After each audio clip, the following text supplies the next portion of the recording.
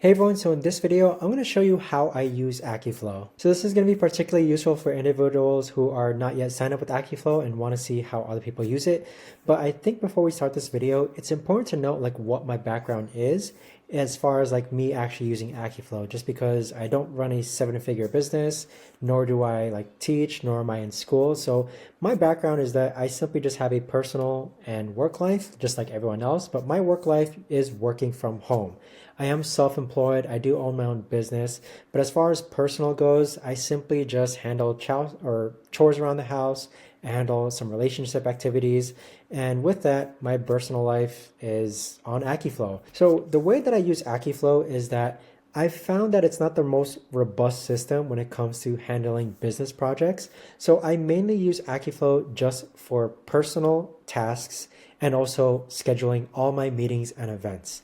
So with Akiflow, this is how I actually use it. What I really love about it is the option spacebar option. And so this command hotkey is a universal command that you can use no matter what application you're on your laptop or MacBook. So here I can do test task 2.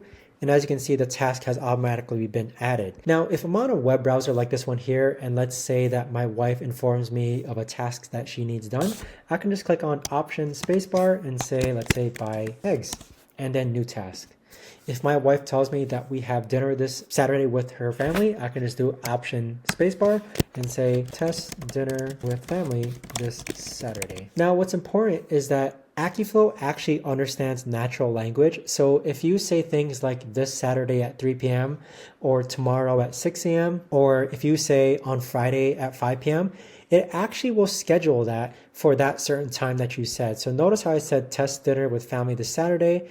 We'll schedule it as an event. And now if we go back onto Akiflow and then go over to Saturday, you'll see that over here is that test dinner with family. So we have that under here.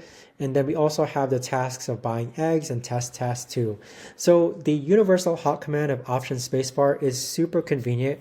No matter if I'm working or if I'm browsing on the web, I can instantly add tasks and events. Now, the other way I use Akiflow is I don't really go crazy with the folders and projects. I just have a simple list here. So this is basically where the majority of my tasks go. So it's just one-time tasks. And then I have routines, which are more so recurring tasks within my personal life. And then I have a grocery list just because groceries themselves are a one-time thing, but I want it separate from everything else. And then I have a wish list of things to buy in the future.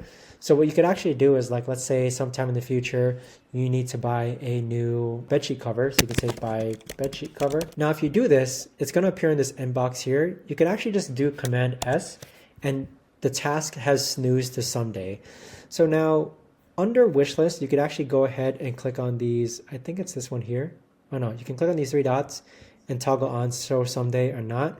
So show someday just means it's not important now, but someday you want to do it. It basically means what it means. And with that, those are the 4 main lists that I have on Akiflow. Sometimes I have bigger projects. Let's say I recently was planning for my wedding, and so there's a bunch of projects. So I'll actually create a project called wedding. Now with Akiflow, I have this integrated with all my calendars. So all my calendars have recurring meetings every week. So those automatically get in sync with Akiflow. And then what I like about this viewpoint here is that you can actually click month and it'll show your entire month. You can click 7, it'll show you the next 7 days. If you click 5, it's going to show you 5 days. If you click 4, 3, 2, usually I have a 7 rolling day period because I like to see what's coming up. And then the other thing to do is that anytime there's meetings that are unplanned, usually I like to plan all my meetings way ahead of time.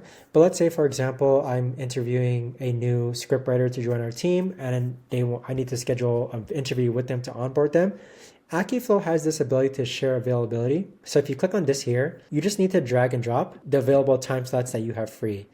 And then next, click on save and copy. So this save and copy, let me show you what that message looks like. So this is the save and copied message that I just did. So it's going to say, would you have any of these times work for you for a 30-minute meeting? And then it indicates the times. And then if you want to actually book, if you want to have that individual book, then just click on the link and then choose a time slot.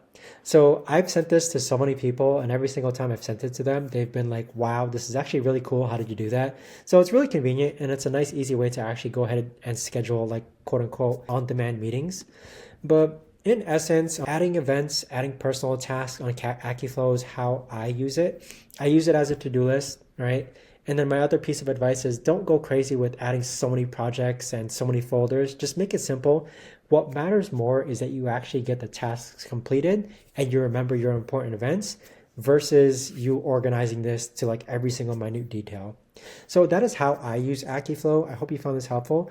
But if you know or have any better suggestions, let me know in the comments down below. Thanks so much for watching, everyone, and I'll see you guys all in the next video.